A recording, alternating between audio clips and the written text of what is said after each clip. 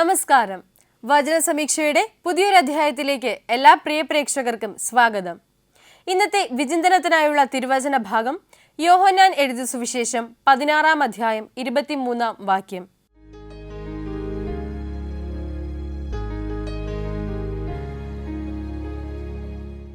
നിങ്ങൾ പിതാവിനോട് അപേക്ഷിക്കുന്നതൊക്കെയും എൻ്റെ നാമത്തിൽ അവൻ നിങ്ങൾക്ക് തരും.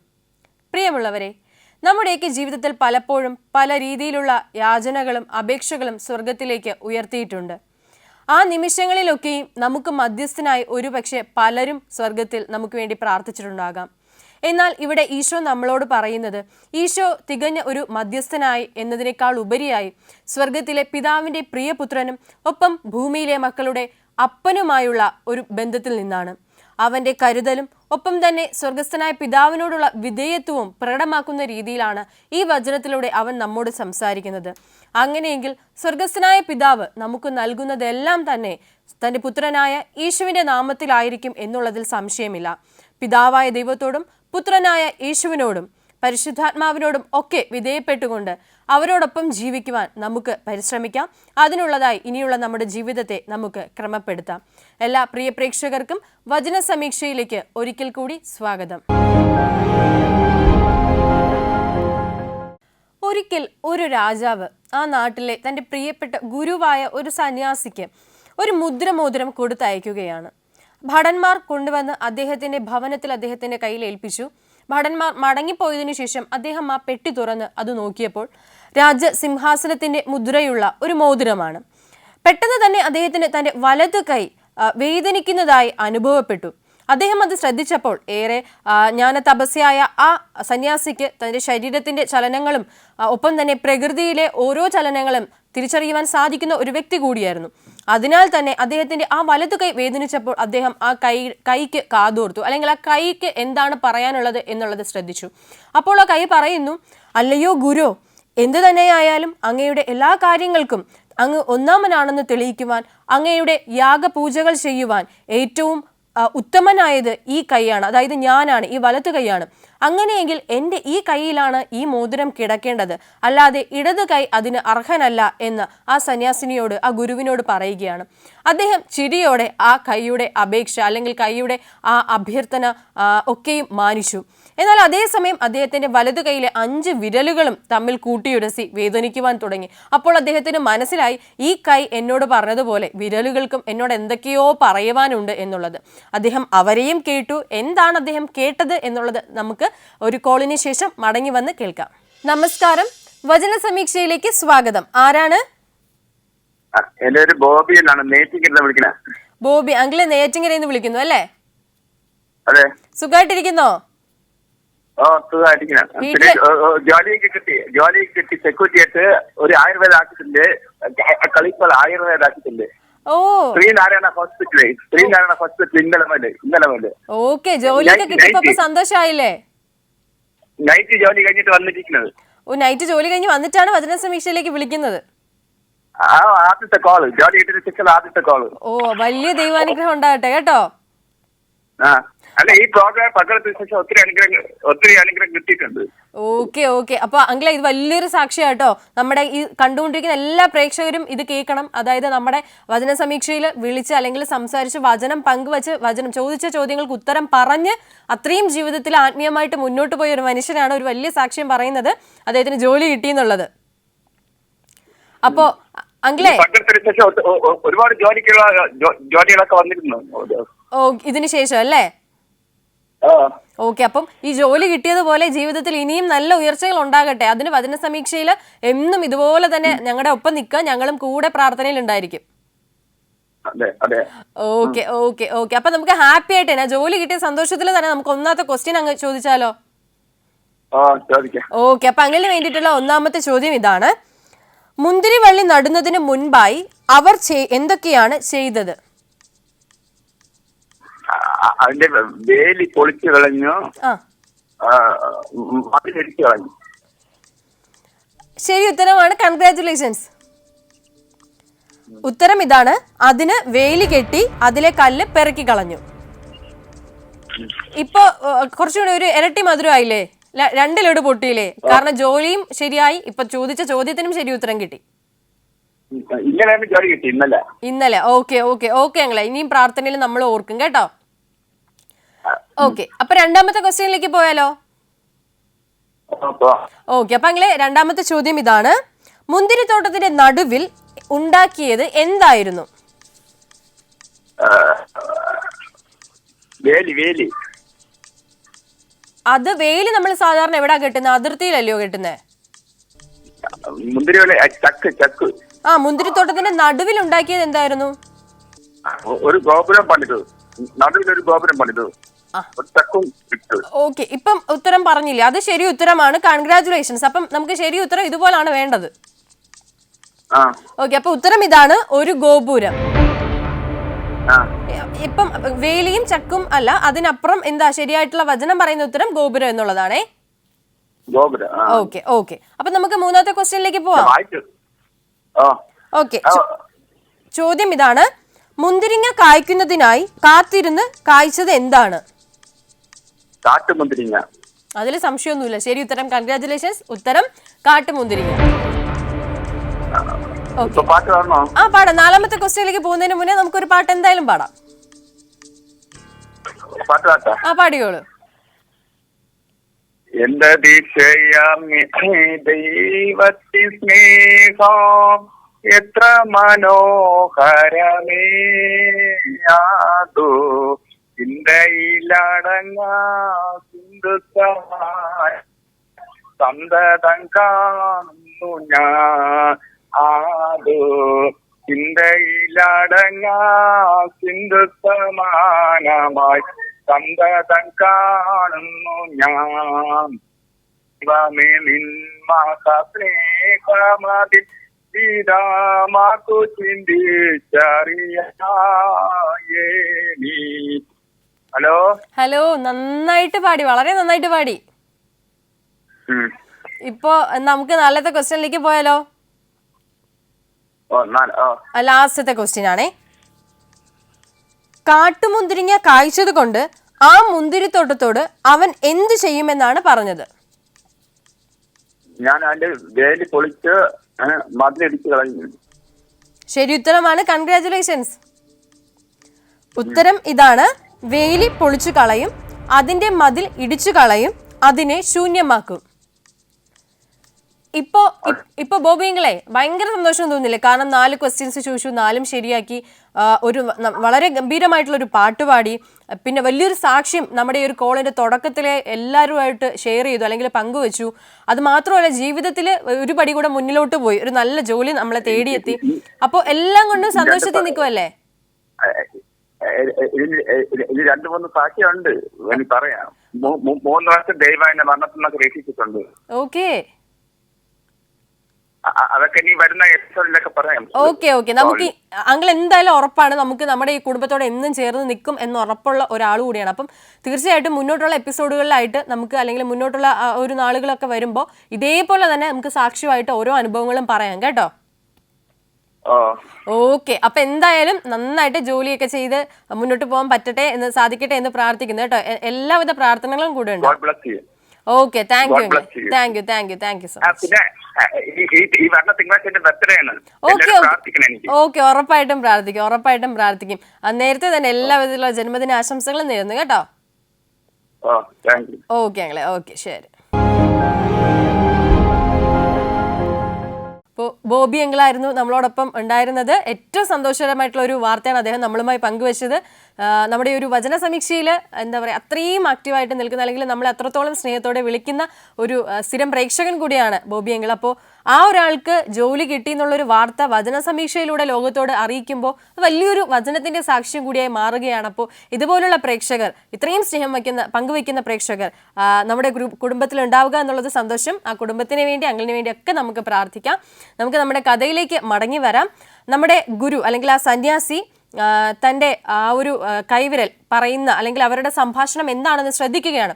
അപ്പോൾ തള്ളവിരൽ തമ്മിൽ പരസ്പരം മറ്റു വിരലുകളോടൊപ്പം പറയുന്നതിനോടൊപ്പം തന്നെ ഈ ഗുരുവിനോട് പറയുകയാണ്, ഗുരു, ഞാനാണ് ഈ കൈയിലെ 5 വിരലുകളുടെ അമ്മയായിട്ട് ജീവിക്കുന്നത്, ഞാനാണ് തള്ളവിരൽ, എന്നെ അതുകൊണ്ടാണ് തള്ളവിരൽ എന്ന് പോലും വിളിക്കുന്നത്. ഇവരെയെല്ലാം നിയന്ത്രിക്കുന്നതും ഒപ്പം തന്നെ എന്ത് കാര്യത്തിനും വിജയത്തിന്റെ പോലും സൂചകമായുള്ള കൈ ഉയർത്തി കാണിക്കുമ്പോൾ എന്നെയാണ് എപ്പോഴും എല്ലാവരും കാണിക്കാറുള്ളത്. അങ്ങയുടെ യാഗാർപ്പണത്തിലായാലും മറ്റെന്ത് കാര്യത്തിനായാലും എന്ത് സാധനം എടുക്കുന്നതിനായാലും അങ്ങയുടെ ജീവിതത്തിലെ അനിവാര്യ ഘടകമാണ് ഞാൻ. അപ്പോൾ എന്തുകൊണ്ടും ഈ മോതിരം കിടക്കാൻ അനുയോജ്യൻ ഞാൻ തന്നെയാണ്, എനിക്ക് തന്നെ ഈ മോതിരം തരണം എന്നുള്ളത്. ഇത് കേട്ട് ഗുരു പുഞ്ചിരിക്കുന്നു. എന്നാൽ അതേസമയം ചൂണ്ടുവിരൽ അതിനേക്കാൾ ഉറക്കെ ആക്രോശിക്കുന്നുണ്ട്. ഗുരു, ഒരിക്കലുമല്ല, ഞാനാണ് ചൂണ്ടുവിരൽ. എന്ത് കാര്യത്തെയും അങ്ങേക്ക് ചൂണ്ടിക്കാണിച്ചു തരുന്നത്, എന്ത് കാര്യത്തെയും ഈ ലോകത്തിന് ചൂണ്ടിക്കാട്ടുന്നത് ഞാനാണ്. മാത്രമല്ല തള്ളവിരൽ എപ്പോഴും പൊക്കം കുറഞ്ഞ് ഒരു കുള്ളനായിരിക്കും. പക്ഷെ ഞാൻ അങ്ങനെയല്ല, അവനേക്കാൾ അധികമായി പൊക്കമുണ്ട്, അവനേക്കാൾ അധികമായി അങ്ങയെ സഹായിക്കുന്നുണ്ട്, അവനേക്കാൾ അധികമായി എന്തിനേറെ മറ്റുള്ള എല്ലാ വിരലുകളെയും എനിക്കൊരു പ്രത്യേകതയുണ്ട്. കാരണം ഞാനാണ് ലോകത്തിന്റെ മുഴുവൻ ദൃഷ്ടിയെ ഒരു ചൂണ്ടുവിരലിലാക്കുന്ന വ്യക്തി. അങ്ങനെയെങ്കിൽ എനിക്കാണ് ആ മോതിരം ഏറ്റവും അനുയോജ്യമായി തീരുക എന്നുള്ളത്. എന്നാൽ ഇത് കേട്ട് ഗുരുവിന് ചിരി അടക്കാനായില്ല. എന്നാൽ ഇതേ സമയം ബാക്കി മറ്റുള്ള വിരലുകളും ഒക്കെ ഗുരുവിനോട് ഇതേപോലെ തന്നെ അഭ്യർത്ഥന നടത്തുന്നുണ്ട്, തങ്ങൾക്കും ആ മോതിരം വേണമെന്നുള്ളത്.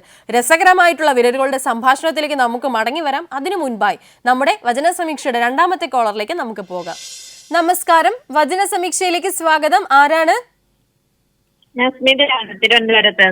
സ്മിത ചേച്ചി, തിരുവനന്തപുരത്ത് നിന്ന് വിളിക്കുന്നു അല്ലേ? ഓക്കെ ചേച്ചി, വീട്ടിൽ ആരൊക്കെയുണ്ട്? ഓക്കെ, അപ്പം സന്തുഷ്ട കുടുംബമാണല്ലേ? മഴയൊക്കെ തുടങ്ങിയല്ലോ, ചൂടൊക്കെ കുറഞ്ഞല്ലോ ചെറുതായിട്ട്. Okay okay okay okay. അപ്പൊ പ്രാർത്ഥനയും കാര്യങ്ങളൊക്കെ എങ്ങനെ പോകുന്നു? ബൈബിൾ വായനയും പ്രാർത്ഥനയും കുടുംബ പ്രാർത്ഥനയും ഒക്കെ എങ്ങനെ പോകുന്നു? ബൈബിളൊക്കെ വായിക്കാറുണ്ട്, പ്രാർത്ഥിക്കാറുണ്ടല്ലേ? മക്കൾക്കൊക്കെ സ്കൂള് തുറക്കാറായി, ഇനിയിപ്പോ അതിന്റെ തിരക്കിലൊക്കെ കയറാൻ പോവല്ലേ? ഓക്കെ, അപ്പൊ ചേച്ചി നമുക്ക് 1ാമത്തെ ക്വസ്റ്റ്യനിലേക്ക് പോയല്ലോ, ചോദ്യത്തിലേക്ക്. ഓക്കെ, അപ്പൊ ചേച്ചിക്ക് വേണ്ടിയിട്ടുള്ള ചോദ്യം ഇതാണ്. യഹോവ സിയോൻ പർവ്വതത്തിലെ സകല വാസസ്ഥലത്തിന്മേലും അതിലെ സഭായോഗങ്ങളിന്മേലും രാത്രിക്ക് എന്താണ് സൃഷ്ടിക്കുന്നത്? ചേച്ചി ഒരിക്കൽ കൂടെ ക്വസ്റ്റ്യൻ വായിക്കാം. യഹോവ സിയോൻ പർവ്വതത്തിലെ സകല വാസസ്ഥലത്തിന്മേലും അതിലെ സഭായോഗങ്ങളിന്മേലും രാത്രിക്ക് എന്താണ് സൃഷ്ടിക്കുന്നത്?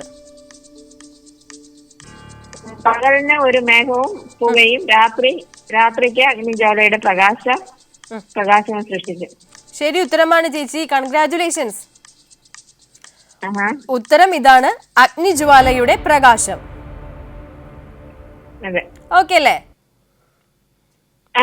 ഓക്കെ, അപ്പൊ 2ാമത്തെ ക്വസ്റ്റ്യനിലേക്ക് നമുക്ക് പോകാം. പകൽ സമയത്ത് ചൂടേൽക്കാതിരിക്കുവാൻ തണലായും കൊടുങ്കാറ്റിൽ നിന്നും മഴയിൽ നിന്നും സംരക്ഷിക്കുവാൻ അഭയമായും ഉണ്ടായിരിക്കുന്നത് എന്താണ്? കൂടാരം. എത്ര കൂടാരം എന്ന് പറയുന്നുണ്ടോ? ഒരു കൂടാരം. ഓക്കെ, ഇപ്പം ശരി ഉത്തരമായി, കൺഗ്രാറ്റുലേഷൻസ്. ഉത്തരം ഇതാണ്, ഒരു കൂടാരം. ഓക്കെ ചേച്ചി, ഓക്കെ, അപ്പൊ നമുക്ക് 3ാമത്തെ ക്വസ്റ്റ്യനിലേക്ക് പോകാം. ഓക്കെ, ക്വസ്റ്റ്യൻ ഇതാണ്.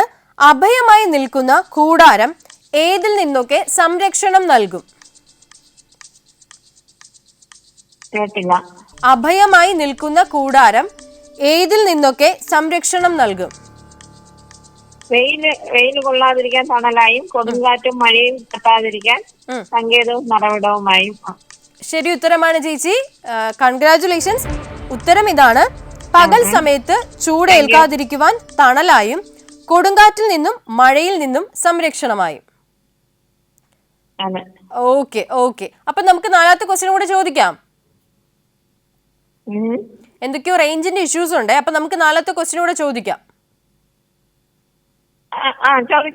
ഓക്കെ, മുന്തിരിത്തോട്ടത്തിൽ എന്താണ് നട്ടത്? ഹലോ, കേട്ടില്ല. മുന്തിരിത്തോട്ടത്തിൽ എന്താണ് നട്ടത്?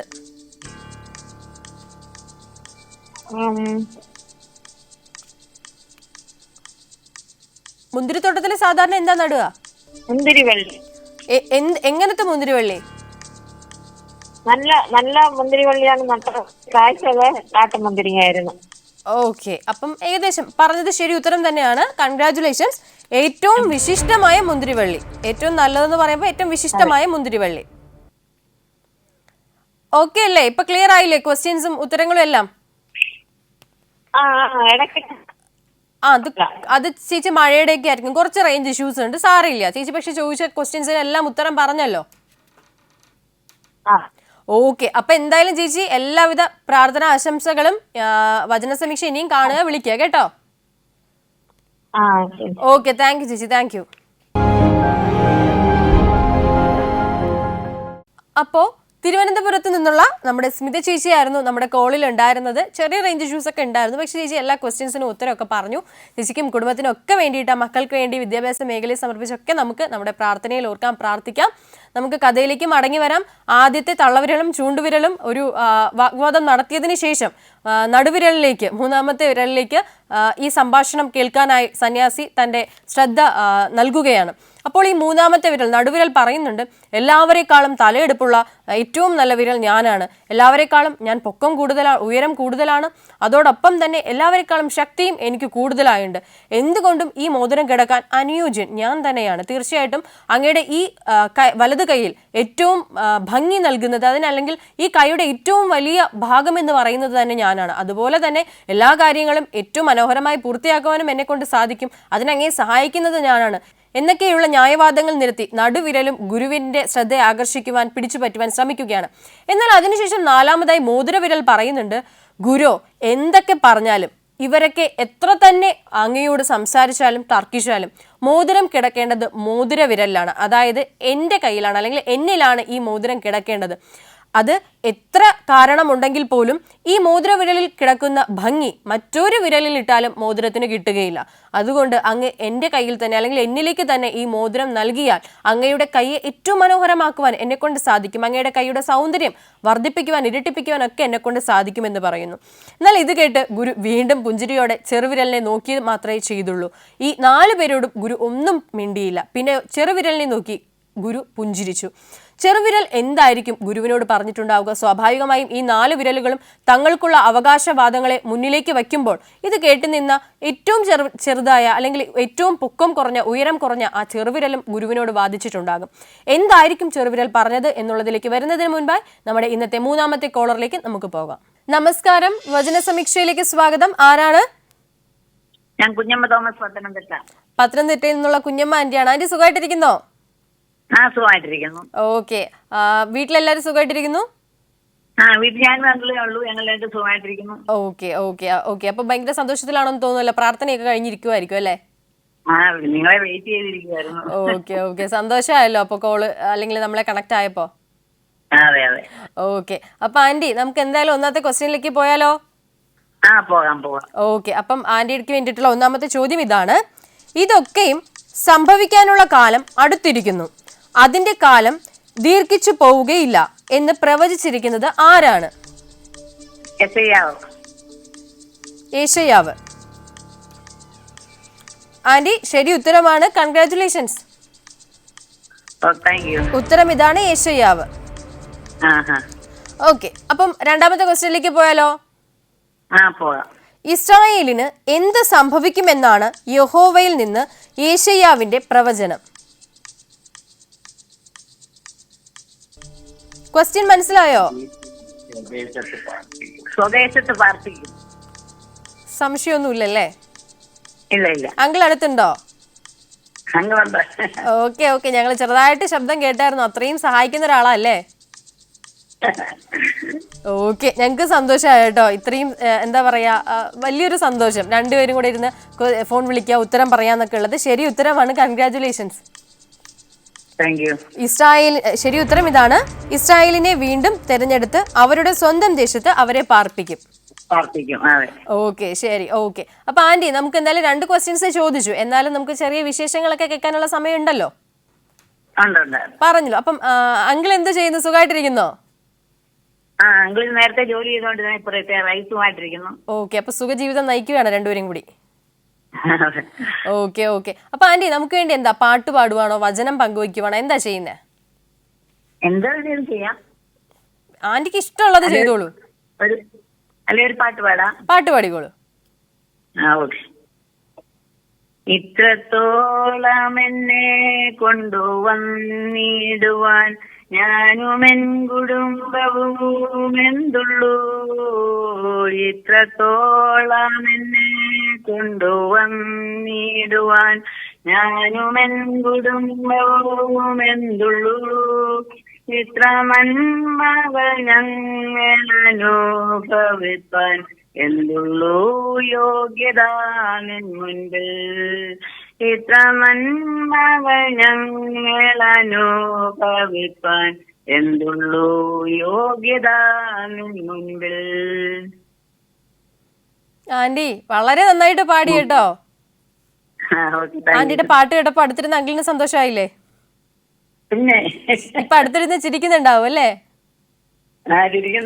Okay okay. അപ്പൊ ഇതേ സന്തോഷം, ഇതേ ഐക്യം ഒക്കെ മുന്നോട്ട് കൊണ്ടുപോകാൻ പറ്റട്ടെ കേട്ടോ. ഓക്കെ, അപ്പൊ നമുക്ക് മൂന്നാമത്തെ ക്വസ്റ്റ്യനിലേക്ക് പോവാം. ചോദ്യം ഇതാണ്: യഹോവ ഇസ്രായേലിനെ വീണ്ടും യഥാസ്ഥാനത്താക്കുന്നതിന്റെ കാരണം എന്തായിരുന്നു?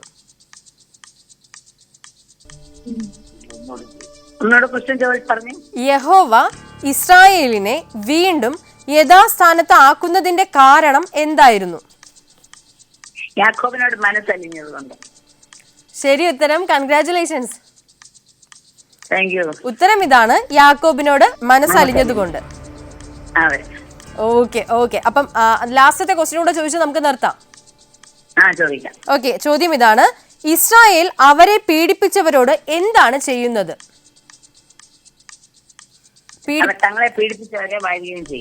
ഓക്കെ ഓക്കെ, ശരി ഉത്തരമാണ്, കൺഗ്രാറ്റുലേഷൻസ്. ഉത്തരം ഇതാണ്, ഇസ്രായേൽ ഗൃഹം അവരെ യഹോവയുടെ ദേശത്ത് ദാസന്മാരായും ദാസിമാരായും അടക്കി വാഴും. സന്തോഷമായില്ലേ? 4 ക്വസ്റ്റ്യൻസ് ശരിയായി. മാത്രമല്ല നമുക്ക് ഏറ്റവും വലിയ സന്തോഷം എന്ന് പറഞ്ഞാലേ, ഇങ്ങനെ ഒരാൾ കോൾ ചെയ്യുമ്പോൾ അടുത്തിരുന്ന് നമ്മുടെ വലതുഭാഗത്തിരുന്ന് പറഞ്ഞു തരാൻ അല്ലെങ്കിൽ അത്രയും സപ്പോർട്ട് ചെയ്യാനുള്ള ഒരു ആളെ കിട്ടുക എന്നുള്ളത് വലിയൊരു അനുഗ്രഹമാണ്. അപ്പോ ആന്റി, ഞങ്ങൾക്ക് ഒത്തിരി സന്തോഷം, ഭയങ്കര ഇഷ്ടം തോന്നുന്നു. കാരണം എന്താ പറയാ, ഭയങ്കര ഒരു സപ്പോർട്ട്, അതും ദൈവകാര്യങ്ങളിൽ ആത്മീയമായിട്ടുള്ള കാര്യങ്ങൾക്ക് നൽകുന്ന അങ്കിളിനും ആന്റിക്കും നമ്മുടെ വചന സമീക്ഷയുടെ കുടുംബത്തിന്റെ സ്നേഹം ഒക്കെ അറിയിക്കാണ് കേട്ടോ. ഓക്കെ ആന്റി, അപ്പം ഇനിയും വിളിക്കാം. എന്തോ ആന്റി, ബൈബിളിനെ പറ്റി? ഓക്കെ, അപ്പൊ അടുത്ത തവണ അങ്കിളിനെ കൊണ്ട് വിളിപ്പിക്കാം നമുക്ക്. ഓക്കെ ആന്റി, അപ്പം രണ്ടുപേർക്കും താങ്ക് യു സോ മച്ച്. അപ്പോൾ കുഞ്ഞമ്മ ആന്റി ആയിരുന്നു നമ്മളെ വിളിച്ചത്. വളരെ സന്തോഷമുള്ള ഒരു കോളായിരുന്നു. ആ കോളിൻ്റെ അല്ലെങ്കിൽ ആ ഒരു സമയത്ത് തന്നെ നമുക്ക് മനസ്സിലാവും രണ്ടുപേര് ചേർന്നിരുന്ന് ബൈബിള് വായിക്കുക, ചോദിക്കുന്ന ചോദ്യങ്ങൾക്ക് ഉത്തരം പറയുക, അത്രയും സപ്പോർട്ടായിട്ട് എന്താ പറയുക ഒരു ജീവിത പങ്കാളി നിൽക്കുക, അതൊക്കെ വലിയൊരു കാര്യമാണ്. അപ്പോൾ ഇനി ആ ഒരു കുടുംബത്തിന് വേണ്ടിയിട്ട്, അവരുടെ ഒരു ഐക്യത്തിനും സന്തോഷത്തിനും സ്നേഹത്തിനും ഒക്കെ വേണ്ടിയിട്ട് നമുക്ക് പ്രാർത്ഥിക്കാം. നമ്മുടെ കഥയിലേക്ക് നമുക്ക് മടങ്ങി വന്ന് നമ്മുടെ ഇന്നത്തെ ഒരു എപ്പിസോഡ് നമുക്ക് അവസാനിപ്പിക്കാം. ആ അവസാനത്തെ ചെറുവിരൽ എന്തായിരിക്കും ഗുരുവിനോട് പറഞ്ഞത് എന്നുള്ളതിലായിരുന്നു നമ്മൾ അവസാനം എത്തി നിന്നത്. ആ ചെറുവിരൽ ഗുരുവിനോട് ഒന്നും മിണ്ടുന്നില്ല, അത് മൗനം പാലിച്ച് നിൽക്കുകയാണ്. അപ്പോൾ ഗുരു ചോദിക്കുന്നുണ്ട്, നിനക്കൊന്നും പറയാനില്ലേ? ഇവരെല്ലാവരും എന്നോട് അവരുടെ ആവശ്യങ്ങളെല്ലാം പറഞ്ഞു, അവരുടെ ഇഷ്ടങ്ങൾ പറഞ്ഞു, അവരുടെ തെറ്റുകളും കുറ്റങ്ങളും ഒക്കെ അവർ പറഞ്ഞു. അതേസമയം നിനക്കൊന്നും പറയാനില്ലേ? അപ്പോൾ ആ ചെറുവിരൽ പറയുന്നുണ്ട്, ഗുരു, എനിക്ക് എന്നെ അറിയാം. ഈ കൂട്ടത്തിൽ ഏറ്റവും ചെറുത് ഞാനാണ്, ഏറ്റവും ബലം കുറഞ്ഞതും ഞാനാണ്. അതുകൊണ്ട് തന്നെ എനിക്ക് ആ മോതിരം ഇടാനുള്ള അർഹത ഇല്ല എന്നൊരു തിരിച്ചറിവ് എനിക്കുണ്ട്. എന്നാൽ ഇത് കേട്ട് പുഞ്ചിരിച്ചുകൊണ്ട് ഗുരു കൈ കൂപ്പി തൊഴുതുകൊണ്ട് ഈശ്വരനെ മുന്നിൽ നിന്ന് പ്രാർത്ഥിക്കുകയാണ്. എന്നിട്ട് വിരലുകളോട് പറയുന്നു, ഈശ്വരൻ പറയുന്ന ആൾക്ക് ഞാൻ ഈ മോതിരം നൽകുമെന്നുള്ളത്. അങ്ങനെ ഗുരു പ്രാർത്ഥിച്ചതിന് ശേഷം, കൈകൾ കൂപ്പി പ്രാർത്ഥിച്ചതിന് ശേഷം വിരലുകളോട് ചോദിക്കുന്നു, ഞാൻ ഈശ്വരനോട് ചോദിച്ചപ്പോൾ ആരായിരുന്നു ആദ്യം ഈശ്വരനെ എനിക്ക് വേണ്ടി വണങ്ങിയത്? അതായത് എനിക്ക് വേണ്ടി ആരാണ് ഈശ്വരന് മുന്നിൽ ആദ്യം കൈകൂപ്പിയത്? അപ്പോൾ മടിയോടെയാണെങ്കിലും ബാക്കി 4 വിരലുകളും പറഞ്ഞു ആദ്യം വണങ്ങിയത് ആ ചെറിയ വിരലുകളായിരുന്നു, അല്ലെങ്കിൽ ചെറു വിരലുകളായിരുന്നു. ഇത് കണ്ട് ഗുരു പറഞ്ഞു, തീർച്ചയായിട്ടും നമ്മൾ നമ്മുടെ വിജയങ്ങൾ നമ്മളെക്കാൾ അർഹതപ്പെട്ടവരുണ്ടെങ്കിൽ അവിടെ ഒരിക്കലും തർക്കിക്കുകയോ വാശി കാണിക്കുകയോ അല്ല വേണ്ടത്. ഈശ്വരന്റെ ചില തിരഞ്ഞെടുപ്പുകളുണ്ട്. അതിൽ പലപ്പോഴും പലരും മുൻപന്മാരാകും, പലരും പിൻപന്മാരാകും. ശക്തി ബലമല്ല, കായിക ബലമല്ല, ശാരീരിക ബലമല്ല, പിന്നെയോ സ്വയം താഴുവാനുള്ള, വിധേയനായിരിക്കുവാനുള്ള ഒരു കഴിവാണ് നമുക്ക് എല്ലാവർക്കും വേണ്ടത്. എങ്കിലും ചെറുവിരലിന്റെ അഭ്യർത്ഥന പ്രകാരം തനിക്കിത് യോജ്യമല്ല എന്നുള്ളൊരു തിരിച്ചറിവിനാൽ തന്നെ അത് മോതിരവിരലിലേക്ക് ആ ഗുരു ഇട്ട് നൽകുകയാണ്. പ്രിയമുള്ളവരെ, നമ്മുടെയൊക്കെ ജീവിതത്തിലും പലപ്പോഴും ഇത്തരത്തിലുള്ള കഥാസന്ദർഭങ്ങളിലൂടെ നമ്മളും കടന്നുപോയിട്ടില്ലേ? എല്ലായിടത്തും വിജയിക്കണം എന്നുള്ള ആഗ്രഹത്തോടെ പോയപ്പോൾ പലപ്പോഴും പിന്തള്ളപ്പെട്ടു പോയില്ലേ? അത് നമുക്ക് കഴിവില്ലാത്തത് കൊണ്ടല്ല, മറിച്ച് നമ്മളെക്കാൾ കഴിവുള്ളവർ നമ്മളെ മറികടന്നു പോയത് കൊണ്ടാണ്. തീർച്ചയായും അവരുടെ വിജയങ്ങളിൽ അവരെ പിന്നോട്ടാക്കാതെ, അവരെ വേദനിപ്പിക്കാതെ ആ വിജയങ്ങളിൽ പങ്കുകാരാകുവാൻ നമ്മൾ എന്ന് പഠിക്കുന്നുവോ, എന്ന് ശ്രമിക്കുന്നുവോ, അന്നായിരിക്കും ചെറുവിരലിനെ പോലെ ഈശ്വരന് മുന്നിൽ കൈകൂപ്പുവാൻ നമുക്കും ആദ്യം അവസരം ലഭിക്കുക. അങ്ങനെയുള്ള ഒരു ജീവിതത്തിനായി നമുക്ക് പ്രാർത്ഥിക്കാം. വചന സമീക്ഷയുടെ ഇന്നത്തെ അധ്യായം ഇവിടെ പൂർണ്ണമാകുന്നു. നന്ദി, നമസ്കാരം.